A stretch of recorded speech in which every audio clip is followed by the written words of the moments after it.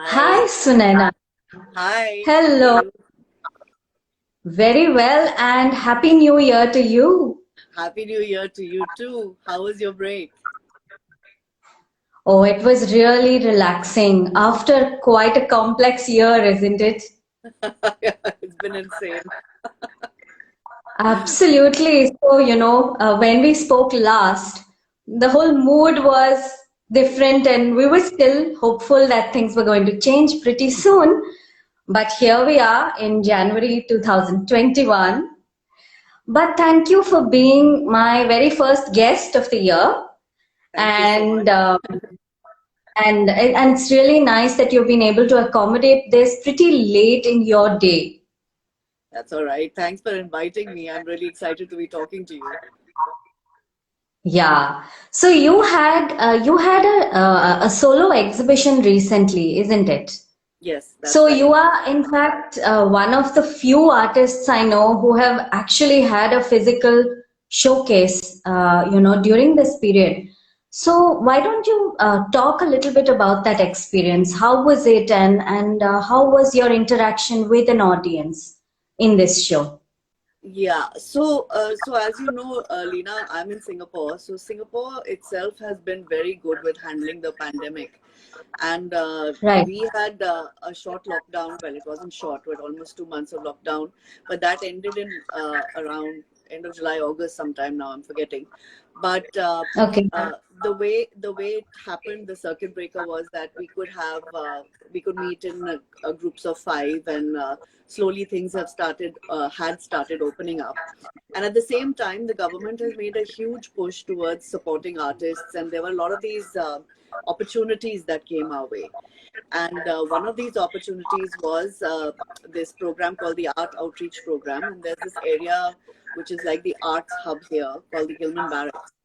And the Art Okay. Outreach has a beautiful gallery space there. So there was an I was invited to use that space to do whatever I wanted actually for 2 weeks. And and that's how I decided that I've never really uh, had a solo show in Singapore, even though I've been here so long. I've had shows, group shows here and there, but my first solo during this time, I thought it was a good time because during lockdown, I had done a lot of work. Because you're stuck in your studio, and I did a lot of experimentation, and it kind of just fell Okay. into place for me. So, and then I met with.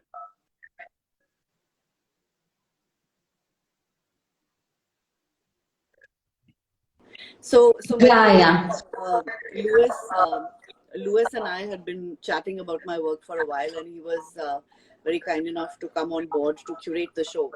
And I have to say that the conversations that I had with him over a period of 3 months, actually from August to October, it was very, very intense because he kind of pushed me in a direction which was quite hard, because as it is, Right. we're talking about health, we're talking about the pandemic, we're talking about so many of the physical things that everybody's going through as a human race. And then he wanted Yes. me to focus on my cancer. And then like I said, it was the fifth year of my diagnosis. I've been diagnosed with breast cancer 5 years ago. So the 5 year mark is again a very important landmark in this kind of a cancer. And it happened that I had all my tests and everything done. So it was quite serendipitous that all of this happened at the same time, and I just decided to take the plunge and do my first solo. So that's pretty much how it happened in this whole thing. Yes. Definitely serendipitous, I think that, as you say, we are talking about the body and how it's responding to these different things that are affecting it. And I think that you have also been using some really interesting materials Yeah. in your work, which have also fascinated me because when one looks at your work, it is not possible to realize immediately that those are these items that are connected with the medical world. Yeah. And this particular series, I think, has been very intense, I'm sure, isn't it? Quite personal, quite connected to your very internal experiences. Yeah. And how does it feel to sort of externalize and put it out there for people to actually see those graphs of your body and and its processing of these cells that are attacking it? So it was very scary. I have to say it was one of the hardest things I've ever done. And Yeah. maybe I was in denial. And again, I give a lot of credit to what Lewis made me do, because he kind of pushed me to look at it. So I've been looking at the body for quite a few years in my work, and healing has been a very important part of my thought process and what I'm doing. But I've always been looking at it more from my daughter's point of view, because she's a type 1 diabetic, and I've been a caregiver for all the blood tests and everything that I've been doing with her. So the materials that you're talking about, a lot of those come from there. Like I use test strips, and I use uh, other medical detritus that gets, bandages and things like that. I use, Bandages. yeah, Yeah. I use Yeah. bandages, test strips. I've been using healing spices with wax. Those are the kind of materials I've been using. And this particular series was about me. So even Yeah. though I had breast cancer 5 years ago, if I look back and I think about how I internalized it, I actually hadn't, because I got it at a time when I was already dealing with my daughter's condition. So it was like almost like Right. a routine thing. Okay, go to the doctor now, whatever. It was like I was on autopilot, and I didn't allow it to uh, internalize the way it should have. And with this body of work, it internalized. So when I looked at my mammograms, I actually had to go to the radiologist and get the mammograms on a CD from them, because I had them. They're in X-ray form, right? So the Yeah. originals I can't do anything about. I mean, I can't use them as art in my artwork, because they have to be Yeah. kept as medical records. So I went to Yeah. ask them for duplicates, and they gave me the CD scans. And when they looked at when I was like, oh my God, first I have to find a CD scanner to even look at the CDs. Nobody has a CD reader No. anymore.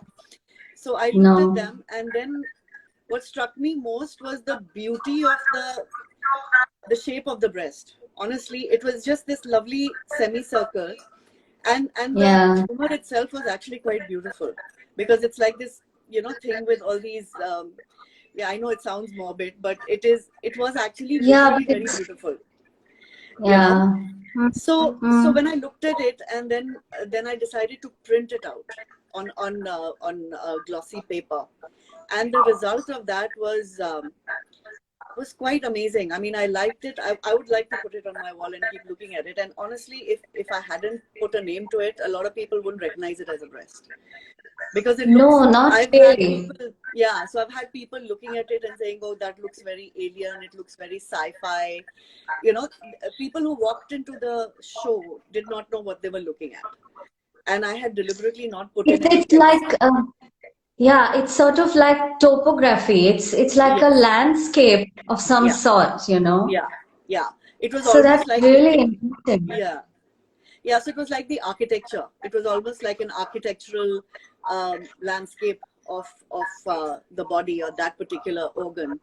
And Yeah. so when I looked at it like that, I had a totally different way that I was looking at it, and I wanted to embroider on it, and I wanted to use red as a very direct reference to blood and the pain and the poking that I've been through.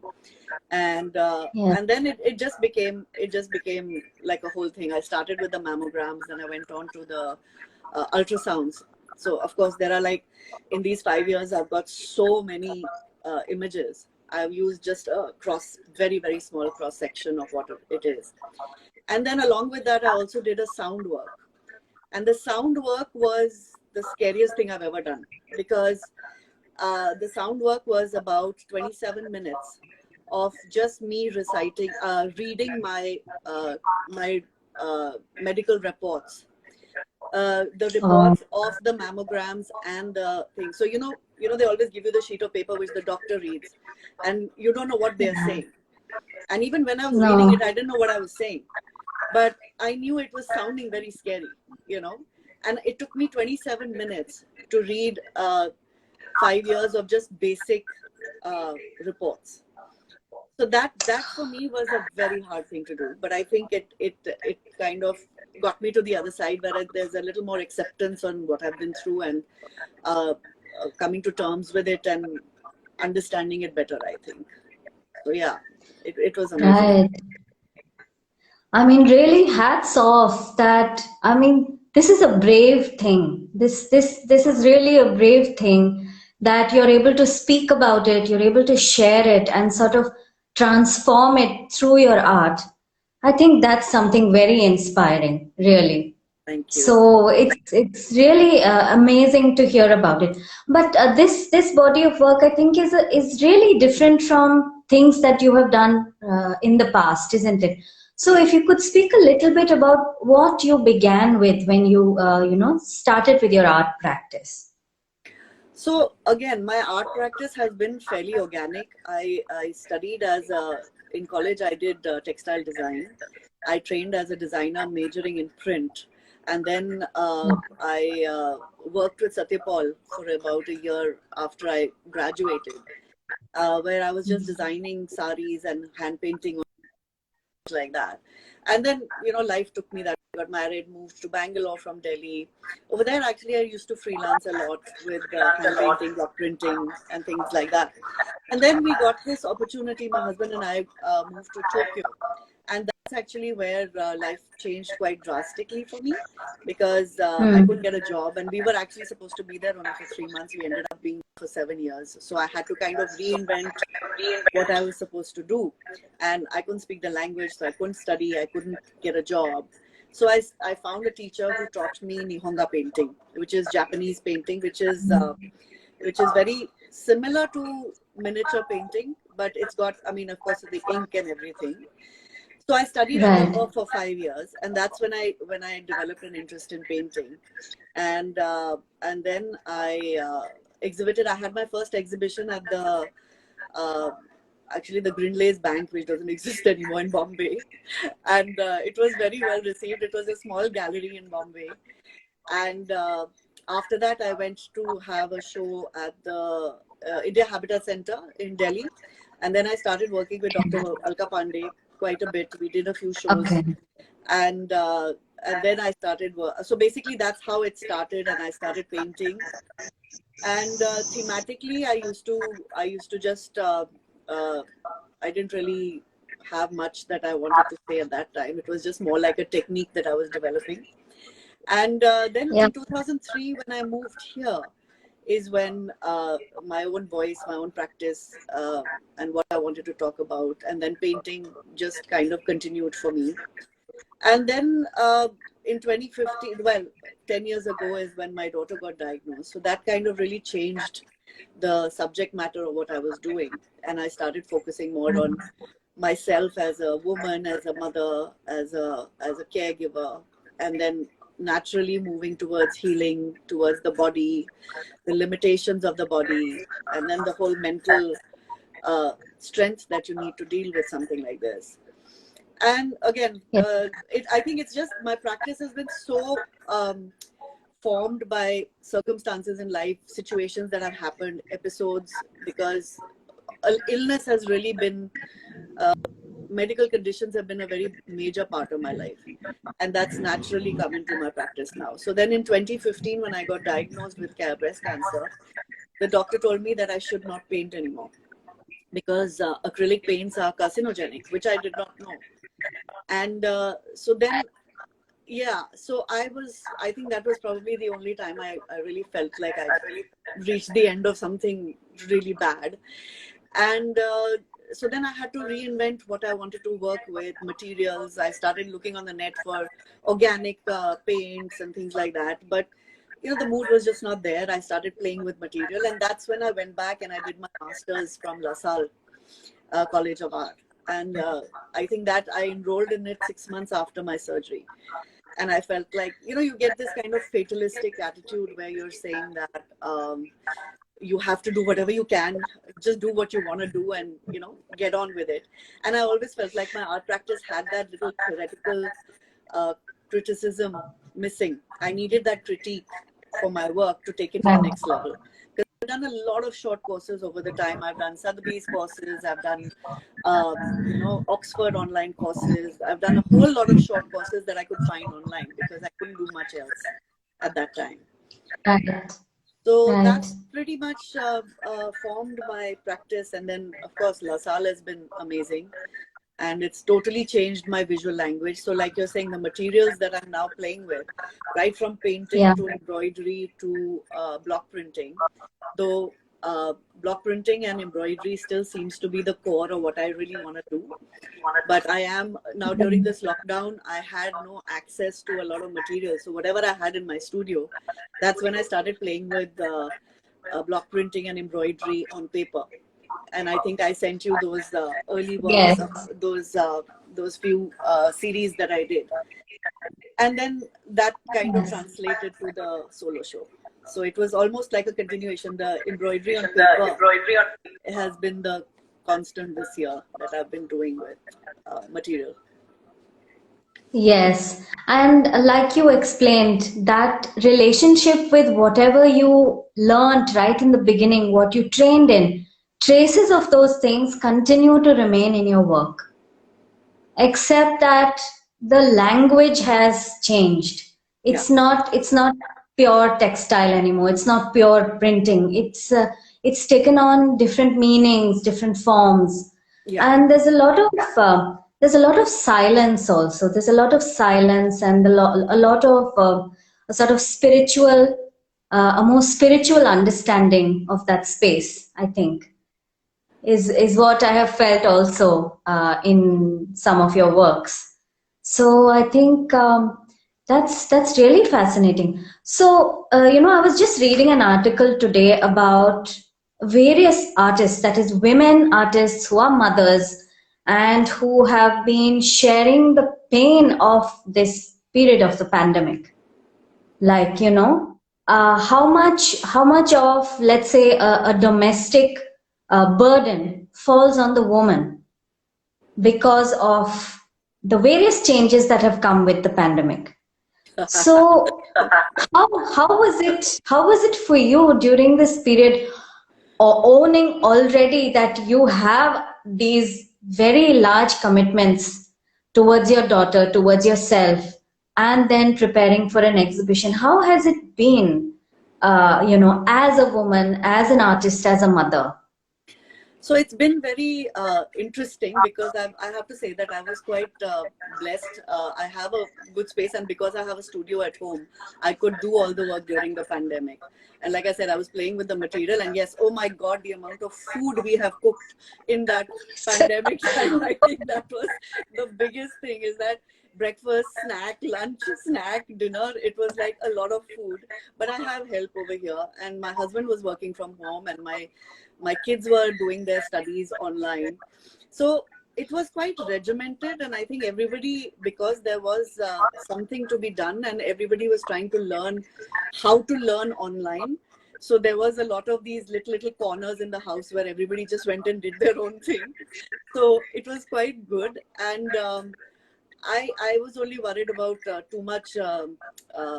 uh, too much screen time with my kids. So I tried to, try and go for a walk. Or, I mean, we were lucky in Singapore here. Like I said, we could go for a walk. And where I live, we are in a quiet street, so we could just go walk up and down. And yeah, just doing Yeah. those kind of things, having good food, and yeah, putting on a lot of weight because you're eating and doing nothing else. But uh, I think that it was one of the most creative, because what happened was that whatever I had planned for 2020, the shows that were supposed to happen, the things that I had applied for, everything fell through, right? So everything was at a standstill. So you had no choice but to sit and create. And it was really Right. good because very rarely do you get this chance where you're not preparing for a show. So it's a good thing where you're sitting and you're thinking about what exactly you want to do, and it's really really quality time to see where you're going and Yeah. what you can do with it. So I actually benefited a lot. For me, this year has been very creative, and I did get support because my family, like I said, my kids have grown up, and it wasn't too bad domestically for me. Right, right. And here, of course, there's this constant. I've been talking to so many different artists, and I think the experience has differed quite widely because some, like you, have found it a very creative period because of having this time, to think and to do and so on. And others have found it very difficult in the sense of not even feeling that creative urge at all because the world is blocked off. Yeah. And what do you do when you're isolated and your inspiration is far away, or you're not out and about in society to talk and discuss and then create. So I've had this quite a different kind of feedback from different people. So that's really interesting. And of course, the other part of it is the idea of privilege. We still are, we still have a very privileged space.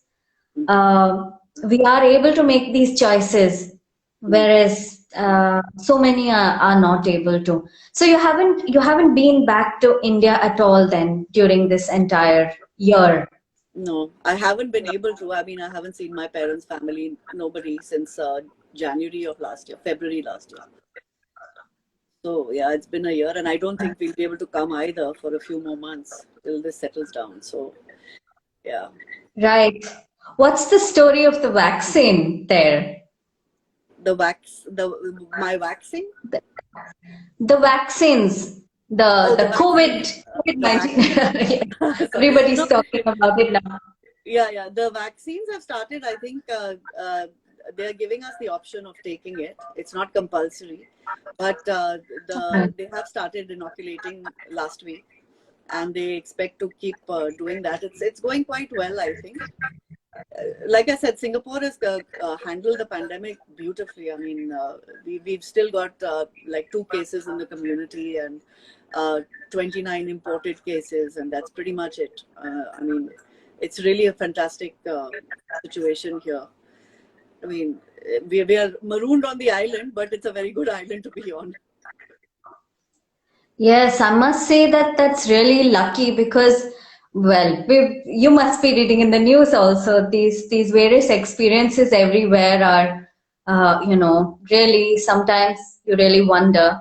And here in Goa, of course, we have tourists who feel that the Goan air is devoid of any virus, so one doesn't have to bother or care about anything.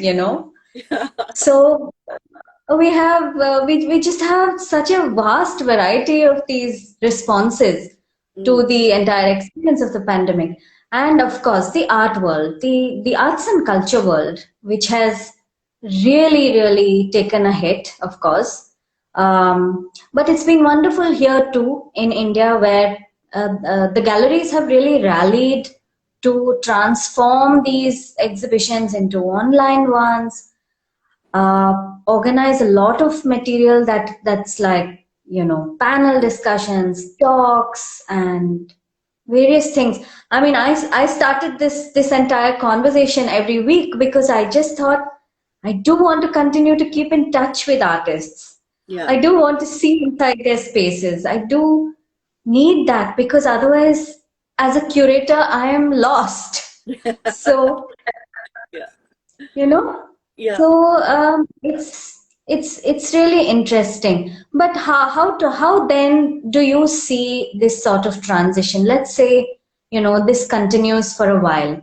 How do you see your work as an image in a Mm. flattened space? Yeah. So I am Does worried about that. I am yeah, worried about that because I think when you see the image, you don't see the details of it, and it's very hard to. I mean, one of the hardest things for me is photographing my work anyway. It is very difficult to photograph my work. So when I'm talking about an online space, I I'm not very. I'm nervous about it because the details get lost. But this new yeah, work that I'm doing. Uh, I think maybe I'm thinking of doing like close-up video, just showing details more and adding that more on the visual online platforms that if I do have to show it, then I will do more close up of videos and things like that, because uh, conceptually, if you understand what I'm doing, it still is not the same thing, because it doesn't translate to the visual unless you're looking at it in person. So this year, if I don't get to show personal, I mean in actual shows, I think I'll be happier to just keep creating. Of course, online shows, when they happen, I'm happy to do it, but um, Yeah. it'll these new works will be harder to uh, to decode on a visual on a platform like this. But let's see. I mean, fingers crossed. I think it should be interesting. Yeah, I think someone has asked a question. Do you really think online shows are interesting, or are they settling the idea that online live image of artworks versus the real pieces? Well, yeah, I think, just like what you said, this whole idea of the virtual versus the real, I think that all of us have been thinking about it for a long time. Because I keep going back to the idea of the physical space. I want to be there. I want to look at work and feel the details and the textures and the sheen. Mm. When you look at something on a flat screen, and that too, anything of a certain dimension, then changes its scale as well. Yeah, Something really massive and something really tiny is yeah, absolutely seen at the same level. So I think that, in response to what Roma was saying, I think it's probably just a whole lot of learning that's going to continue happening, yeah, because yeah. we don't know yet what works and what doesn't work. Mm. And that's something that we have to keep going. Your the audience that came to your show, was it like, was it allowed in larger groups, or were they like ones and twos and Mm. Yeah. So I like? actually I had they're allowed in fives, right? A maximum of 5 people at a time. But the space allows for, like, you have to be 1 meter distance apart, and the space allowed for 5 to 6 people at a time. And I Okay. didn't have an opening. I did that online talk instead on Instagram Yeah. with Lewis, and Yes. that was attended by I think 4 or 5 people in the gallery space itself, and uh, Right.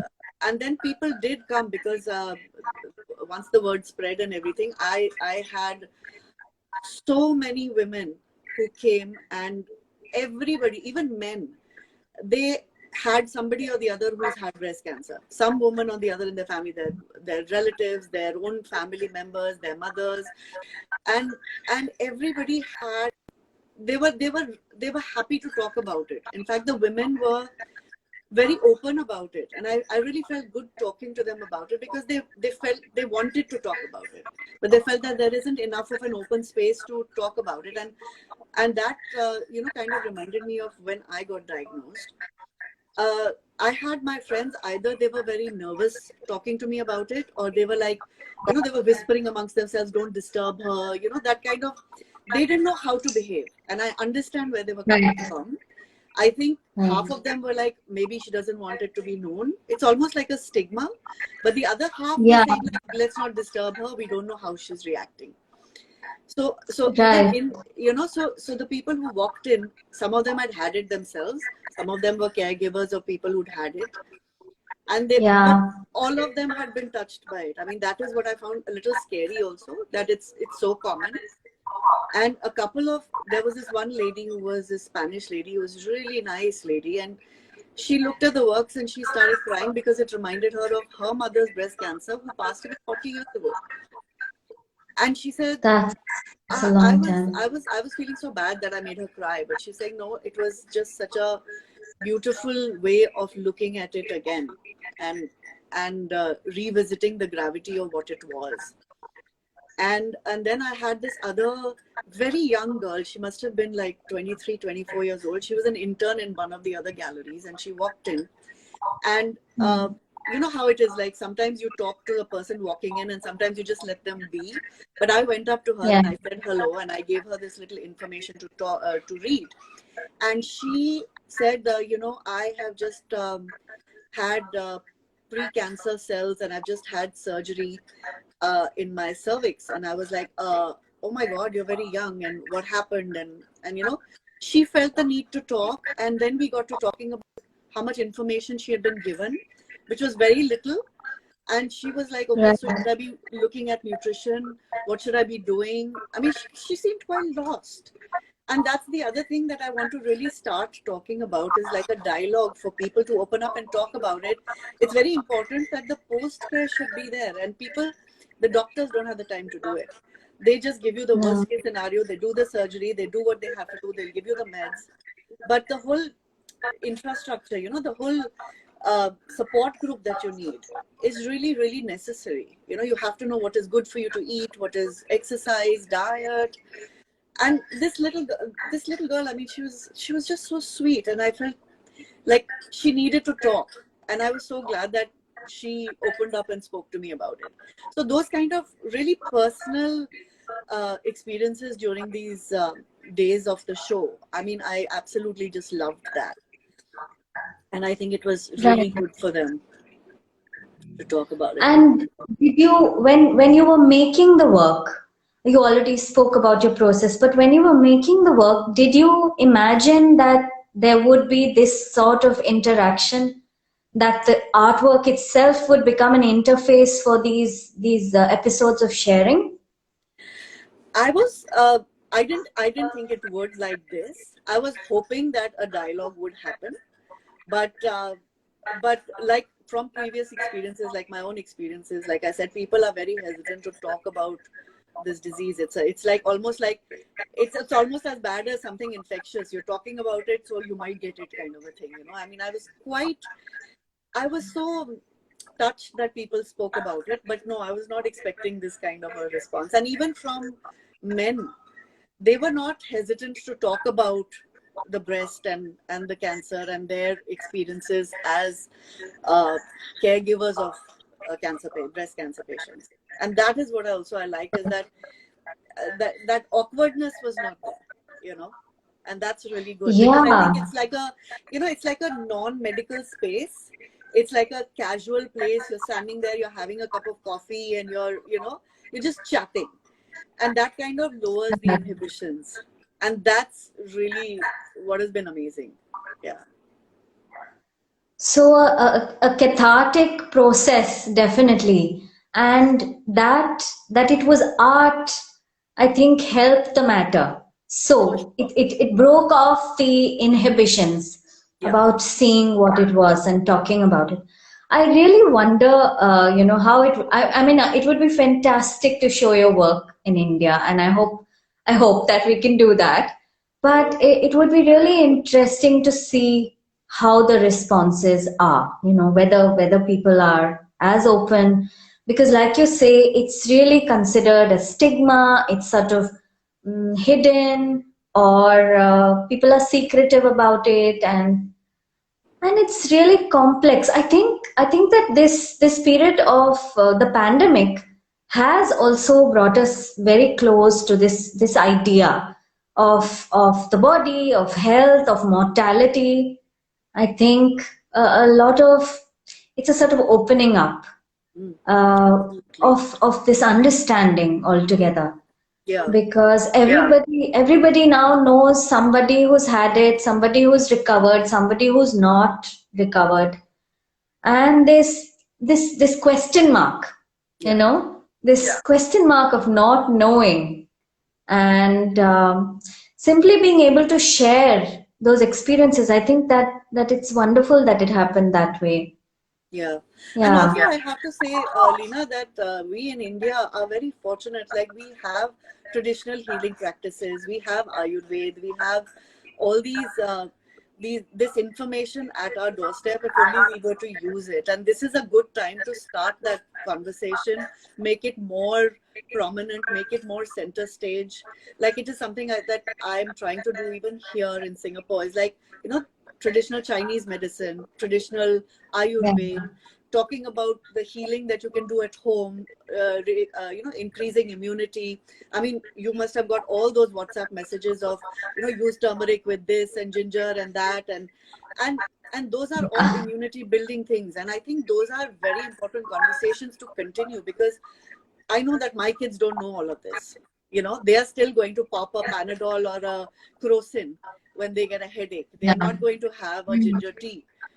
And that's No. really the important thing that needs to still be talked about, so that it becomes almost like second nature to us. And this pandemic is helping us bring those things to the forefront. And I think that's very important as well.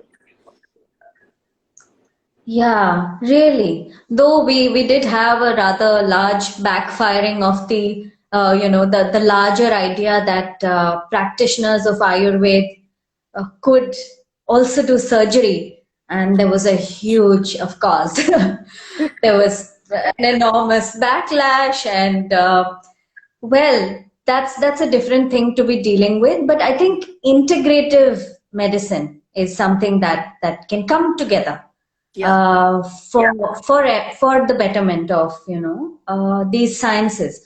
So I think that it's very crucial what you're saying, and you are also using these materials in your work, isn't Yes. it? That's what Yes. you said in the beginning. Yeah.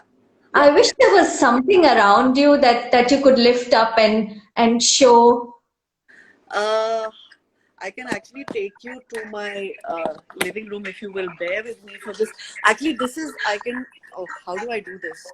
I don't know how to turn this around. Oh, I can. So this is actually Yes, a you new work. can. So this is a new Oh, work. how nice. This is a much bigger Okay. one. This is the work that I've just finished last week. And if you look at this, this is the same breast mammogram that I have Right. enlarged to a really big size. I mean, this is quite a big size. And I have Okay. scratched it out. This is scratched out with a needle. Oh, And right. then I have embroidered on it. Oh, that's fascinating actually. So So this is on paper. It's yes, print on paper. this is print on paper. So this is what the whole image looks like. Oh, wow. That's something. And the works in the show were smaller in size, isn't it? Yes, those were A4 and A3. I'm sorry, I'm just walking around a little bit. This is one of my older works. This is the wax works that I was talking about with bandages. Right. And these Right. are gauze bandages, and this is the wax on which I have embroidered. So this is actually a wax circle. It's about Right. uh, 10 inches, 8 inches. And I have embroidered on the wax itself with the pin. How was that possible? How did you embroider on wax? Oh, well, it was about a lot of perforation, and I had to drill holes and then embroider on it. It's a technique that I've been working on for a while. And oh God, this is what I'm working on currently. These are test strips. I'm embroidering this. Uh, I don't know if you can see it. These are the Oh, test strips, yes. and I'm embroidering on black fabric. Oh, yeah, really. The material simply gets absorbed into the pattern Yeah, or into the abstract ideas that you're putting there. So, it's quite layered actually. The whole work then becomes so layered that you can't just understand it at one glance. It that's why. I has to mean, be looked at. yeah. I mean, that's the idea behind it, and it's like I said, it's a work in progress. This is just one work that I finished. The others are actually not in my studio, unfortunately. Otherwise, I could have shown them to you. But No, but that's fascinating. Tell me one more thing. What has your daughter been feeling about this idea that she is sort of central to a lot of your work? What does she feel about it and how does she respond? she feels very happy. She feels proud actually that she's center stage. I think she likes the fact that it's something very important. So like, you know, the support system here has been very good. Her school and her nurses at school have been very supportive. And I have she had this one friend who is also a type 1 diabetic, and they've kind of grown up together. So they, so you know, we've Okay. always made it, her mother and me, the two of us have made it very uh, normal, you know, for her to take it as part of life and adjust with it and everything. Of course, it's been hard for her, but with my Yeah. art, she actually loves it. She loves, and she gives me ideas sometimes. So like, you know, you can use the test strips like this, you can do that, because I collect a lot. I mean, I got boxes and boxes. I've been collecting for the past 4 years. I've literally got cartons of used needles and boxes of that. I can show that to you if you're interested in that. I mean, I've got so much material. I've got so much material, which is like leftovers of the needles and stuff. Let me just show this to you. Yeah. So you see, I've got, like, I put them in boxes. That's These are the tubes, and these are the, you know, I've got like a whole lot of these boxes. As you can see, these are the needles. God. So I just collect them, and every 3 or 4 days I have to collect these needles. So I've got boxes of them, and she very diligently helps me collect them and, you know, clean them and things like that. So yeah, she's quite on board with it. She's quite happy with it.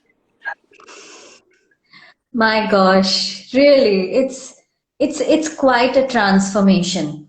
The experience of an illness, the medication, the experience of that, and then sort of, you know, detaching perhaps, no? There is a certain amount of detachment then from the process. Yeah. And then you know, it gets introduced into these artworks. I think that's quite a journey, and again, I would say inspiring. Really. Thank you. Thank you. So, yeah, I mean, were you going to say something? No, no, I was just saying thanks so much for all those. You know, it's very cathartic. I have to say that it's, you know, art is anyway, when you're creating art, it's meditative anyway. And for me, Yeah. it's like a way of escaping reality sometimes. And it's cathartic, and it's taught you how to learn to deal with it without the panic. I mean, 10 years ago, I was a different person learning to deal with it. It was very scary. Now the panic doesn't, so on a scale of 1 to 10, the panic used to be 10. Now the panic happens at 3 and 4, and you're like okay with it. You know, it's like it's now background noise, but it's still there, and you still have to It's deal the with it. But you just grow with the process. And I think art for me has been, just the fact that I'm using it in my work is huge. It makes all the Mhm. difference.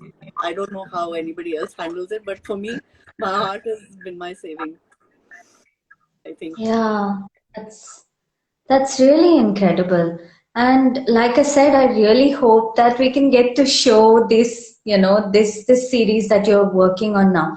What's coming up next, Sunaina?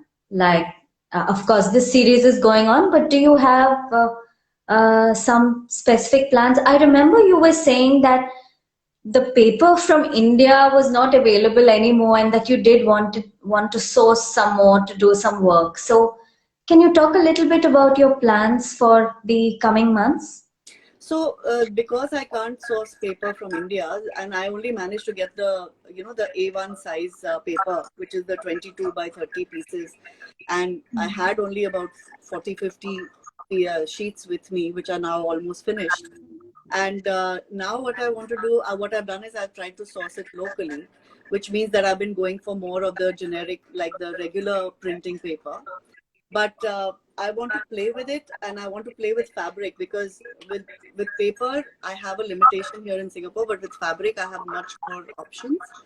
So I want to. Okay. So this is why when you saw this work that I've started, Yeah. that's Yeah.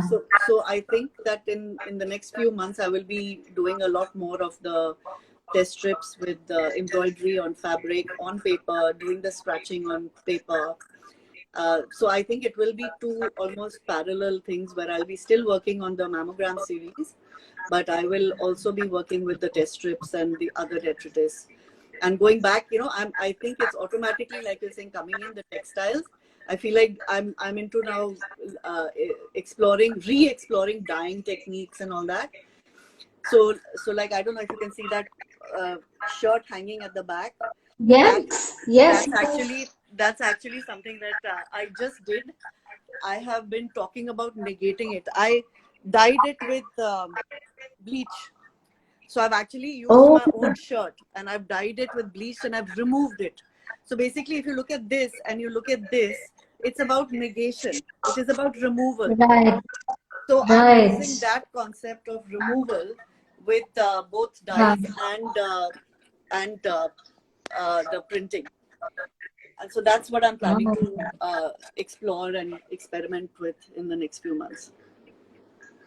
Wow. That looks really, I mean, that's really strong. That really makes my hair stand on end. So, wow, yeah, that the whole idea of the negation, and no, I'm fascinated by print in any case, and this whole idea of reversal of anything is again something, it's fascinating. Yeah. That's really wonderful. Yeah, that's Yeah, come about because and the yes, 5 year mark, like, right, for me, that 5 years of the cancer is like, now I need to negate it. I need to get it to become a backseat. It's like it has to be thrown out of the system. So how to do it and what material to use to remove. Basically, the idea is to remove the memory, to remove the negativity, and see where it takes me. yeah, So that's what my exploration is with these materials. yeah, really good luck to you on that. Thank you. Do you have some words to say to two sets of people? One is young artists and the other is survivors. Breast cancer survivors. Yes. Yes. Okay, so to the young artists, I have to say, work, work, work, make, because Make. there is no substitute for working in the studio. I mean, everything else works out, but you have to hone your what you do. It has to become perfect. And Yes. for breast cancer survivors, I would say, speak out, share your stories, and know that there are enough people to support you. And it's not the end of the world. It's definitely, like, there are enough people like you. So speak out and find those people, which is what you should do. Yeah, That's wonderful. And your art is helping to do just that. I hope so. So that's wonderful. I hope so. Yes. Now this is usually this is the amount of time I chat for. So Sunaina, thank you Yeah, so much for joining me today. It's been really inspiring talking to you and great to see this new series of work. Thank you for walking us around your thank you. studio, and I really look forward to all the things that we can do together soon. Absolutely. Thanks so much, Lena. And all the best to you. And I hope to see you in person soon. And Yes, here's to a lovely yes. 2021. I'm sure it'll go well. Cheers. Here's Thanks to so a much. good 2021. Take Bye for care. now. Thank you. Soon. Bye. Bye.